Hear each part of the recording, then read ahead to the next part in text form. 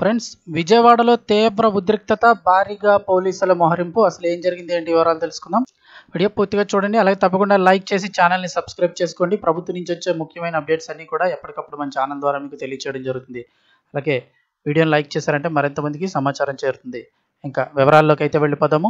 విజయవాడ ప్రభుత్వ ఆసుపత్రి వద్ద తీవ్ర ఉద్రిక్త వాతావరణం అయితే నెలకొంది. అసలు ఎందుకు, ఏం జరిగింది? పోలీసులు కూడా భారీగా పోలీసులను అయితే మోహరించడం జరిగింది. అసలు ఎందుకని చూస్తే విజయవాడ ప్రభుత్వ ఆసుపత్రి వద్ద ఎవరు ఊహించని విధంగా ఉద్రిక్త వాతావరణం నెలకొంది. నకిలీ మద్యం కేసులో అరెస్ట్ అయిన మాజీ మంత్రి జోగి రమేష్ను మరికొద్దిసేపట్లో అయితే కోర్టులో హాజరుపరచనున్నారు. ఇది నవంబర్ 2వ తారీఖు రాత్రి 10 గంటల సమయం న్యూస్. ఈ నేపథ్యంలో ఆరోగ్య పరీక్షలు చేయించేందుకు పోలీసులు జోగి రమేష్ను విజయవాడలోని ప్రభుత్వ ఆసుపత్రికి తీసుకొచ్చారు. ఈ సమాచారం తెలుసుకున్న వైసీపీ నేతలు పెద్ద ఎత్తున కార్యకర్తలతో కలిసి అక్కడికి చేరుకున్నారు. దీంతో వైసీపీ కార్యకర్తలు అలాగే పోలీసుల మధ్య తోపులాట చోటు చేసుకుంది. దీంతో అప్రమత్తమైన అధికారులు ఎక్కడ కూడా అవాంఛనీయ సంఘటనలు చోటు చేసుకుంటే వారందరినీ కూడా అక్కడి నుంచి తరలించారు. అలాగే బందోబస్తును కూడా పెంచడం జరిగింది. రోజు మాజీ మంత్రి జోగి రమేష్ని అరెస్ట్ చేసిన విషయం అందరికీ తెలిసిందే.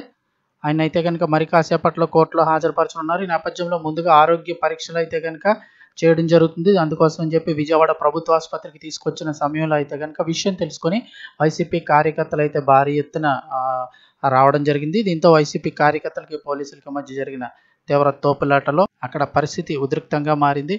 అయితే పోలీసులు భారీగా బందోబస్తుని మోహరించి ఎటువంటి అవాంఛనీయ సంఘటన జరగకుండా వారందరినీ కూడా తరలించి మాజీ మంత్రి జోగి రమేష్కి వైద్య పరీక్షలు అయితే నిర్వహించడం జరిగిందని చెప్తున్నారు.